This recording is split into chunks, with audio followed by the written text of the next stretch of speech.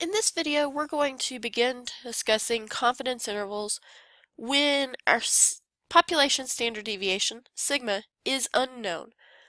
In the previous videos, we've been talking about when we knew the population standard deviation. We only knew the sample mean, but we knew the population standard deviation. Well, in real-world type stuff, if we know the population standard deviation, then we actually already know the population mean. So why compute a confidence interval? We more often work with sample standard deviations, where we don't know that it is normally distributed.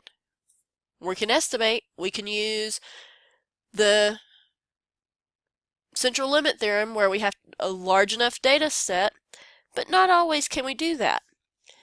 So previously, we were looking at the cumulative normal distribution, table A2, and we were looking up to find those critical values, those z values. Well, I want to introduce another table to you, table A3. These are critical values for what we call the t distribution. These over here are our z's. Here is our t. Our t, we don't know if it's normally distributed or not. It could be skewed one way or the other. But looking at this table, one thing I want to note is down here along the bottom, we have these percentages. These are our confidence levels. And if you recall, we were looking at the z's before. Well, here's the confidence level, 90%, and there's the critical value, z, of a 1.645. We have 95% with a critical value of 1.960. And so this table actually gives us those major critical values for those confidence levels when we're looking at our z. It also does for our t as well. But when we're looking at confidence intervals when we don't know the population standard deviation, we don't know if it's normally distributed, we have to look at what we call degrees of freedom. And it might help if I actually have my pen on. So we're going to look at degrees of freedom. When we look at degrees of freedom, basically what we're saying is how many independent variables do we have? Most of the time, it's just a 1, okay? In our particular case, we're looking at one variable, one dimension, and everything. So our degrees of freedom are going to be n minus 1, our sample size minus 1. This helps give us this buffer room, okay? It gives us that buffer room because we are looking at strictly a sample and not at a population. Now, in this particular case, when we're doing some calculations, you have to just remember that we don't know what our population really looks like. So a student's t distribution, we do still call it symmetric and unimodal. It is more spread out than the standard normal, so it kind of flattens out a little bit. And we increase the number of degrees, it becomes closer to the standard normal. So let's look at this table. You'll notice that we have all of these degrees of freedom. So these are all our n minus 1 values. But here, where we get larger, we skip from 200 to just a z, because that central limit theorem kicks in whenever our sample sizes become extremely large. You have to be a little bit careful. Whenever you're looking at this, notice that we have a couple of jumps, especially here. For the t, if our value is not exactly on here, when we're looking at it, let's say that I've got degrees of freedom of 75. We have a sample size of 76. I want to go down to 60. I want to make that margin of error a little bit larger. So I go down, or up on this chart, down in numbers, to the previous value. We use the z for anything that is 250 or more. So 245, we're going to use 200. 250, we're going to use our z-score because that's the central limit theorem. The larger the values, the more it becomes like a z-value. So let's come back over here, and I want to find the critical value, t alpha divided by 2. Remember that alpha divided by 2 is the amount in each individual tell, needed to construct a confidence interval of 98 and a sample size of 12. So n is 12. We want confidence level to be 98%.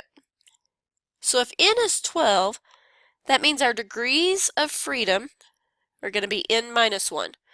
So that's 12 minus 1, which is 11. So I'm going to come over here.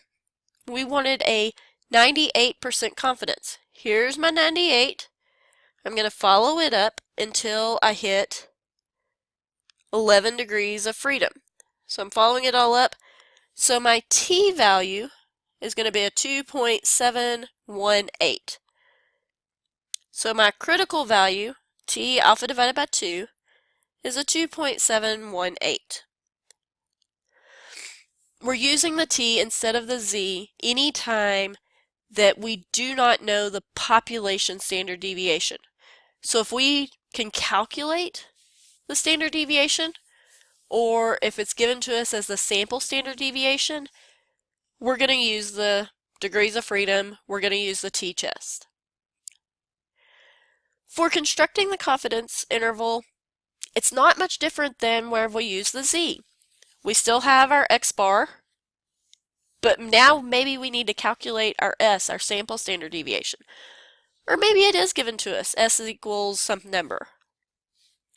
We want to compute the standard error.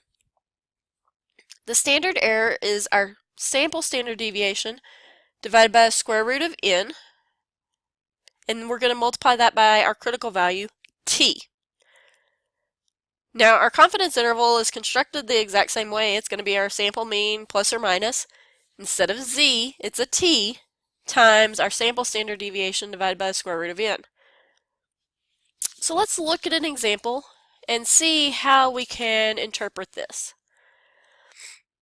Suppose that you have a sample, suppose that you sample 59 high school baseball pitchers.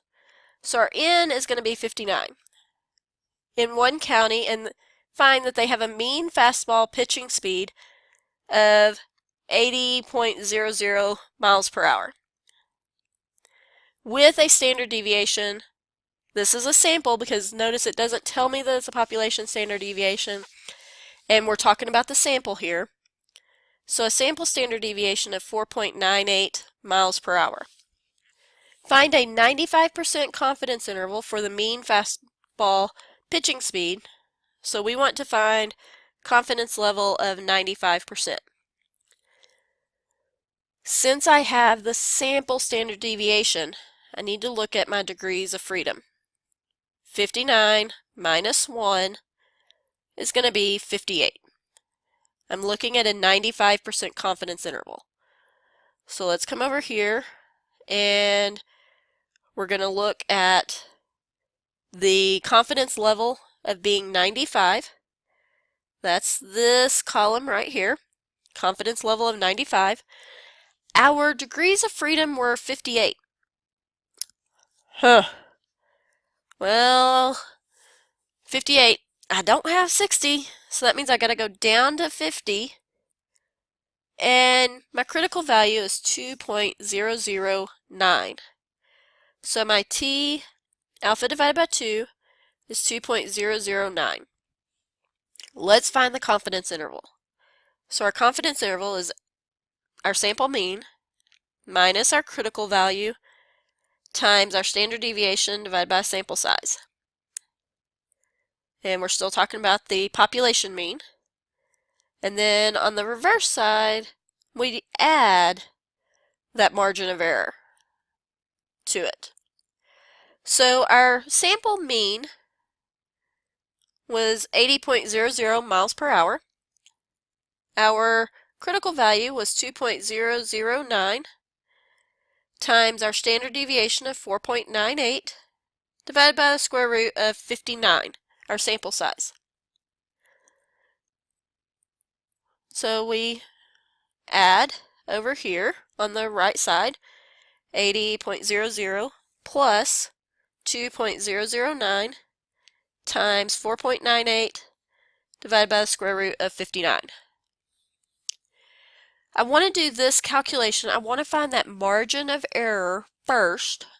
So 2.009 times 4.98 divided by the square root of 59. Remember, I'm rounding to the same number of decimal places as my sample mean. My sample mean had 2 decimal places. So this is also going to have 2 decimal places. 1.30. And I'm going to subtract that from 80, and I'm going to add it to 80. When I subtract, I get 78.70, and wherever I add, I get 81.30. So based off of the confidence interval that we just created, we can say with 95% confidence that the mean fastball pitching speed of all high school baseball pitchers in the county is between 78.7 and 81.3 miles per hour. Notice how on the interpretation I'm bringing back in what information we are given, what information we know, as well as our values. It's not just the confidence interval is, blah. How confident are we? What are we talking about? And what 2 values is it between? So I want you to practice looking up the critical values on the T-chart, as well as calculating the confidence intervals, and then let me know if you have any questions.